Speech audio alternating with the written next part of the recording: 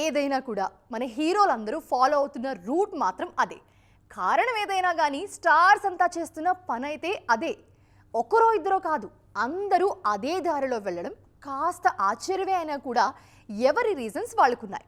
కొందరు మేకోవర్స్ అంటున్నారు, మరి కొందరు రెస్ట్ కావాలంటున్నారు. మరి అందరూ వెళ్తున్న ఆ దారేంటో ఎక్స్క్లూజివ్గా చూద్దామా? ఈ రోజుల్లో పెద్ద సినిమా చెయ్యాలంటే కనీసం 2 ఏళ్లు తీసుకుంటున్నారు హీరోలు. దానికోసం మేకోవర్ అవ్వడానికి మరో 6 నెలలు కావాలంటున్నారు. అలా ఓ సినిమా చేశాక వెంటనే మరో సినిమా సెట్లో అడుగు పెట్టడానికి బాగా టైం తీసుకుంటున్నారు. ఈ మధ్య పెద్దితో వచ్చిన చరణ్, సుకుమార్ సినిమా స్టార్ట్ చేయడానికి 4 నెలలకు పైగానే టైం తీసుకుంటున్నారు. పెద్ది సినిమా సెట్లో చరణ్ చేతికి గాయమైంది. ఆ నొప్పితోనే నెల రోజులుగా ప్రమోషన్ చేస్తున్నారు మెగా హీరో. అయితే సినిమా విడుదలవ్వడంతో త్వరలోనే ఈ చేతికి సర్జరీ చేయించుకోనున్నారు చరణ్. ఈలోపు కథకు తుది మెరుగులు దిద్దనున్నారు సుకుమార్. ఇక ఆ మధ్య గుంటూరు కారం తర్వాత వారణాసి సెట్లో జాయిన్ అవ్వడానికి ఏడాదికి పైగానే తీసుకున్నారు మహేష్ బాబు. కథంతా సిద్ధమైన ప్రీ ప్రొడక్షన్ కోసం టైం తీసుకున్నారు జక్కన్న. అందులో భాగమయ్యారు మహేష్. అందుకే భారీ గ్యాప్ తప్పలేదు. ఇక పుష్ప 2 హ్యాంగ్ ఓవర్ దిగి రాకా కోసం లుక్ మేకోవర్ చేయడానికి బన్నీకి ఏడాదికి పైగానే టైం పట్టింది.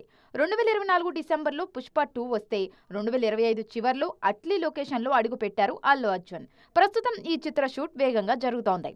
మనశంకర్ వరప్రసాద్ గారితో బ్లాక్ బస్టర్ కొట్టాక బాబీ సెట్లో చేరడానికి చిరంజీవికి 5 నెలల టైం పట్టింది. ఈ మధ్యలో చిరు భుజానికి సర్జరీ అయింది. అన్ని సెట్ చేసుకుని ఈ మధ్య మెగా 158 షురూ పెట్టారు చిరు. దేవరా, డ్రాగన్ మధ్య 6 ప్యాక్ మేకోవర్ కోసం ఏడాది టైం తీసుకున్నారు తారక్. ఇలా హీరో ఎవరైనా సినిమా షూట్కు మధ్య గ్యాప్ తప్పట్లేదు. బాలీవుడ్లో సక్సెస్ అయిన 8 వారాల ఓటీటీ విండో రూల్ టాలీవుడ్లో ఎందుకు వర్కౌట్ అవ్వట్లేదు? అక్కడ 50 రోజుల తర్వాత ఓటీటీలో విడుదలవుతున్న సినిమా ఇక్కడెందుకు 30 రోజుల్లోపే వచ్చేస్తుంది? అసలు ఈ 8 వారాల లెక్కల వెనుకున్న బిజినెస్ సీక్రెట్స్ ఏంటి? డిజిటల్ ప్లాట్ఫామ్స్ 100 కోట్ల డీల్స్ వెనుక మ్యాటర్ ఏంటో మీరు కూడా చూడండి. బాలీవుడ్లో ఏ సినిమా అయినా 8 వారాల తర్వాతే ఓటీటీలోకి వస్తుంది. ఈ రూల్ బ్రేక్ చేస్తే మల్టీప్లెక్స్ వాళ్లు స్క్రీన్స్ ఇవ్వరు. పైగా వాళ్ల చేతుల్లోనే 60 నుంచి 75% థియేట్రికల్ రెవెన్యూ ఉంటుంది కాబట్టి ఎదురుండదు. నార్త్లో ఎగ్జిబిటర్లు వేరు, నిర్మాతలు వేరు కావడంతో 8 వారాల రూల్ని మల్టీప్లెక్స్లు స్ట్రిక్ట్ గా అమలు చేస్తున్నాయి. కాబట్టి దురంధర్ లాంటి సినిమాలకి లాంగ్ రన్ సాధ్యమైంది. టాలీవుడ్కి వచ్చేసరికి సీన్ రివర్స్.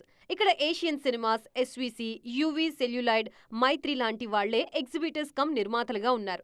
ఒకవేళ 8 వారాల రూల్ పెడితే ఓటీటీ నుంచి నిర్మాతగా తమకి వచ్చే భారీ ఆదాయాన్ని వాళ్లే స్వయంగా వదులుకోవాల్సి వస్తుంది. అందుకే తమకి తామే నష్టం చేసుకునే ఈ 8 వారాల డీల్ పై పొత్తు కుదరట్లేదు. ఫర్ ఎగ్జాంపుల్, ఓ పెద్ద సినిమాకి 4 వారాల విండో అయితే 100 కోట్ల ఆఫర్ ఇచ్చే ఓటీటీ సంస్థలు 8 వారాలకి మార్చితే ఆ రేటుని సగానికి తగ్గిస్తారు. సినిమా హిట్ అయితే ఓకే, కానీ ఫ్లాప్ అయితే నిర్మాతలకి 50 కోట్లు నష్టమేగా. ఈ రిస్క్ తీసుకోలేకే మన ఎగ్జిబిటర్స్ కమ్ ప్రొడ్యూసర్స్ 1కి 2 సార్లు ఆలోచిస్తున్నారు. పైగా బాలీవుడ్లో ఫ్లెక్సీ టికెట్ రేట్లుంటే మన దగ్గర భారీగా పెంచేస్తూ ఉంటారు. పైరసీ విలయతాండవం చేస్తున్న ఈ రోజుల్లో 8 వారాల పాటు ఫుట్ ఫాల్స్ ఉంటాయన్న గ్యారెంటీ లేదు. ఈ రిస్క్ అంతా ఎందుకనే సేఫ్గా 4 వారాల విండోకే ఓటేస్తున్నారు మన నిర్మాతలు. నార్త్లో సక్సెస్ అయిన ఈ ఓటీటీ ఫార్ములా టాలీవుడ్ బిజినెస్ మోడల్కి సెట్ అవ్వట్లేదు. ఇన్ని కారణాలున్నాయి కాబట్టే తెలుగులో ఎంత పెద్ద సినిమా అయినా నెల రోజుల్లోపే ఓటీటీలో వచ్చేస్తుంది. సోగా ఆడిన సినిమాలో లేదంటే ఫ్లాప్ సినిమాలో 30 రోజుల్లోపు ఓటీటీకి వచ్చేస్తే నష్టం లేదు. ఎందుకంటే ఎర్లీ విండో ఇస్తే కనీసం నిర్మాతలకు 4 డబ్బులైనా వస్తాయి. కానీ 100 కోట్లు వసూలు చేస్తున్న సినిమాలను సైతం నెల రోజుల్లోపే ఇచ్చేస్తున్నారు మన ప్రొడ్యూసర్స్. ఇక్కడే అసలు ప్రాబ్లం అంతా. ఇదేమైనా మారే అవకాశం ఉందా? సూర్య హీరోగా వచ్చిన కరుపు సినిమా 300 కోట్ల క్లబ్లో చేరింది. ఆర్జే బాలాజీ తెరకెక్కించిన ఈ చిత్రం మే 15న విడుదలైంది. సినిమాకి టాక్ యావరేజ్ గానే వచ్చినా కలెక్షన్లు మాత్రం మామూలుగా రాలేదు. దాదాపు పుష్కర కాలం తర్వాత సూర్య కోరుకున్న కమర్షియల్ బ్లాక్ బస్టర్ వచ్చింది. అయితే 300 కోట్లు వసూలు చేసిన సినిమాని 30 రోజుల్లోపే ఓటీటీకి ఇచ్చేశారు మేకర్స్. మే 15న విడుదలైన సినిమా జూన్ 12న ఓటీటీలోకి వచ్చేసింది. అంటే 28 రోజుల కంటే తక్కువ టైం పీరియడే అన్నమాట. అలాగే ఆ మధ్య సంక్రాంతికి వచ్చి సంచలనం రేపిన మనశంకర్ వరప్రసాద్ గారు ఓటీటీ గ్యాప్ సైతం 30 రోజుల్లోపే. నారీ నారీ నడుము మురారి, అనగనగా ఒక రాజు, ఓజీ లాంటి సినిమాలు సైతం 4 వారాల్లోపే ఓటీటీకి వచ్చేశాయి. హిట్ అయిన సినిమాల్ని 30 రోజులకే ఇచ్చి ఫ్లాప్ అయిన మూవీస్ ని అలాగే చేస్తే ఇంకా ఆడియన్స్ కి థియేటర్స్ కు వచ్చే మూడెక్కడుంటుంది? టికెట్ రేట్లు కూడా ఇష్టం వచ్చినట్లు పెంచుకుంటున్నారు. ఇవన్నీ చూశాక ఓటీటీ ఇచ్చే ఆఫర్స్ చూసి టెంప్ట్ అవుతున్నారు ఆడియన్స్. అటువైపే అడుగులేస్తున్నారు. ఈ పద్ధతి మారాలంటే నిర్మాత ఖచ్చితమైన కాల్ తీసుకోవాల్సిందే, లేదంటే అంతే సంగతులు. ఎండలు మెల్లగా మాయమవుతున్నాయి, వర్షాలు మొదలవుతున్నాయి. ఎండొచ్చినా వానొచ్చినా మన హీరోలు మాత్రం వాళ్ళ పని వాళ్ళు చేసుకుంటూ వెళ్ళిపోతున్నారు. షూటింగ్స్కి గ్యాప్ ఇచ్చేదేలే అంటున్నారు. ఒకరిద్దరు మినహాయిస్తే అందరూ లొకేషన్స్లోనే బిజీగా ఉన్నారు. సీనియర్ హీరోలు సైతం నెక్స్ట్ ప్రాజెక్ట్స్పై ఫోకస్ పెంచేశారు. మరి ఎవరి షూటింగ్ ఎక్కడ జరుగుతుందో మీరు కూడా చూడండి. ముందు హలో నేటివ్ స్టూడియోలో ఏం జరుగుతుందో చూద్దాం. నాని శ్రీకాంత్ వదిలా కాంబోలో వస్తున్న ప్యారడైజ్, శర్వానంద్ భోగి లాంటి సినిమాల షూటింగ్స్ అన్నీ హలో నేటివ్ స్టూడియోలోనే జరుగుతున్నాయి. ఇక అధీరా సెట్ వర్క్ అక్కడే జరుగుతోంది. ప్రశాంత్ వర్మ ఈ సినిమాకు కథ, స్క్రీన్ ప్లే అందిస్తున్నారు. చిరంజీవి బాబీ సినిమా రెండో షెడ్యూల్ పొల్లాచ్చిలో మొదలైంది. ఈ వారం అల్యూమినియం ఫ్యాక్టరీలో షూటింగ్స్ జాతర జరుగుతోంది. ప్రభాస్ ఫౌజీ షూట్ అక్కడే జరుగుతోంది. ప్రభాస్ లేని సీన్స్ షూట్ చేస్తున్నారు హను రాఘవపూడి. దీంతో పాటు నాగార్జున 100వ సినిమా షూటింగ్, గోపీచంద్ కొత్త సినిమా, రవితేజ శివనిర్వాణ ఇరుముడి కొత్త షెడ్యూల్స్ కూడా అల్యూమినియం ఫ్యాక్టరీలోనే జరుగుతున్నాయి. స్పిరిట్ షూటింగ్ అజీజ్ నగర్లో జరుగుతోంది. అల్లు అర్జున్ రాకా షూటింగ్ కొన్ని నెలలుగా ముంబైలోనే జరుగుతోంది. వారణాసి షూట్ శంషాబాద్ తాహిర్ స్టూడియోలో జరుగుతుండగా ఎన్టీఆర్ నీల్ సినిమా షూటింగ్ 3 వారాలుగా ఆర్ఎఫ్సీలో జరుగుతోంది. వెంకటేష్ ఆదర్శ కుటుంబం షూట్ రాజేంద్రనగర్లో జరుగుతోంది. శ్రీవిష్ణు రామ్ అబ్బరాజు షూటింగ్ శంకర్పల్లిలోనే 5 వారాలుగా జరుగుతోంది. పాన్ ఇండియా సినిమా అనగానే 100 కోట్లు మంచినీళ్ళలా ఖర్చు పెట్టడమేనా?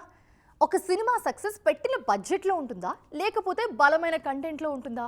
అద్భుతమైన క్లాసిక్ సినిమా తీయాలంటే భారీ సెట్టింగ్లు, 100 కోట్ల కలెక్షన్ల లెక్కలు ఖచ్చితంగా ఉండాల్సిందేనా?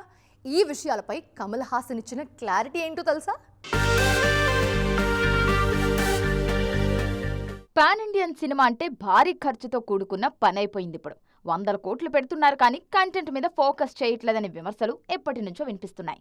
పెట్టే బడ్జెట్, వచ్చే వసూళ్ల రేస్ మధ్య క్రియేటివిటీ పూర్తిగా వెనకబడిపోతుందని కమల్ హాసన్ చేసిన కామెంట్స్ ఇండస్ట్రీలో హాట్ టాపిక్గా మారాయి. ఇప్పుడు సినిమాకు ఎంత ఎక్కువ ఖర్చు పెడితే అంత గొప్పగా ఫీల్ అవ్వడం కాదని, కంటెంట్ గొప్పగా ఉంటేనే మంచి సినిమా అవుతుందన్నారు కమల్. 15 లక్షలతో తీసిన పుష్పక విమానం సినిమా ఇప్పటి లెక్కల్లో 100 కోట్లకు విలువైన కంటెంట్ను అందించిందని ఆయన గుర్తు చేశారు. ఎక్కువ టైం, భారీ ఖర్చుపై కాకుండా కంటెంట్ మీద ఫోకస్ చేయాలంటూ చురకలంటించారు లోకనాయకుడు. కమల్ అన్నారని కాదు కానీ సంగీతం తీసిన భైరవ ద్వీపం, ఆదిత్య 369, పుష్పక విమానం లాంటివన్నీ దశాబ్దాలు గడిచినా కొత్తగా ఉంటాయి. బడ్జెట్తో పని లేకుండా క్రియేటివిటీతో మెప్పించిన సంగీతం 94 ఏళ్ల వయసులో సినిమా అంతా పాటలతోనే సింగ్ గీతం అంటూ జూన్ 11న వస్తున్నారు ఈయన. మొత్తానికి కమల్ చెప్పిన కంటెంట్ మంత్రం మన దర్శకులను ఆలోచింపచేస్తుందా లేదా చూడాలి. మామూలుగా పూరి జగన్నాథ్ సినిమా అంటే ఎలా ఉంటుందో ఒక క్లారిటీ ఉంది అందరికీ. వచ్చింది టీజర్ అయినా ట్రైలర్ అయినా పంచ్ డైలాగ్స్, ఎలివేషన్స్ ఖచ్చితంగా ఉంటాయి. కానీ మార్పు మంచికే అన్నట్లు పూరి పూర్తిగా మారిపోయారు. తాజాగా స్లమ్ డాగ్ టీజర్ చూస్తుంటే ఈ విషయం అర్థమవుతుంది. మరి ఈసారి పూరి ఎలాంటి సినిమాతో రాబోతున్నారు? స్లమ్ డాగ్ మ్యాటర్ ఏంటి? చూస్తున్నారుగా, పూరి జగన్నాథ్ గత సినిమాలతో పోలిస్తే చాలా భిన్నంగా ఉంది slum dog teaser. Vijay Sethupathi హీరోగా నటిస్తున్న ఈ సినిమాను తెలుగులో మాత్రమే కాదు, తమిళ, మలయాళ, హిందీ, కన్నడలోనూ రిలీజ్ చేయబోతున్నారు మేకర్స్. పూరి కనెక్ట్స్ బ్యానర్ మీద చార్మితో కలిసి స్లమ్ డాగ్ సినిమాను తెరకెక్కిస్తున్నారు పూరి జగన్నాథ్. బెగ్గింగ్ మాఫియా చుట్టూ ఈ సినిమా కథ తిరుగుతుందని టీజర్ చూస్తుంటేనే అర్థమవుతుంది. ఉప్పెన తర్వాత తెలుగులో కొన్ని 100 కథలు విన్న విజయ్ సేతుపతి పూరి చెప్పిన స్లమ్ డాగ్ స్టోరీకి కనెక్ట్ అయ్యారు. అంటే కథెంత బలంగా ఉందో అర్థం చేసుకోవచ్చు. టబు ఈ సినిమాలో కీలక పాత్రలో నటిస్తున్నారు. లైగర్, డబుల్ స్మార్ట్తో ట్రాక్ తప్పిన పూరి కెరీర్కు ఈ సినిమా కీలకంగా మారింది. పూరి జగన్నాథ్కు మాత్రమే కాదు, తెలుగులో హీరోగా మార్కెట్ పెరగాలంటే విజయ్ సేతుపతికి కూడా స్లమ్ డాగ్ కీలకమే. ఈ సినిమా షూటింగ్ ఇప్పటికే పూర్తయింది. మామూలుగా చాలా వేగంగా సినిమాలు చేసే పూరి స్లమ్ డాగ్ కోసం కావలసినంత టైం తీసుకుంటున్నారు. పోస్ట్ ప్రొడక్షన్ పై కేర్ తీసుకుంటున్నారు. మరి ఈ సినిమాతో ఉప్పెనను మరిపించే విజయాన్ని విజయ్ అందుకుంటారా? ఇది వాల్టీ ఈటీ ఎక్స్క్లూజివ్. మరిన్ని లేటెస్ట్ అండ్ ఇంట్రెస్టింగ్ అప్డేట్స్తో మళ్ళీ కలుద్దాం. అంతవరకు చూస్తూనే ఉండండి టీవీ9.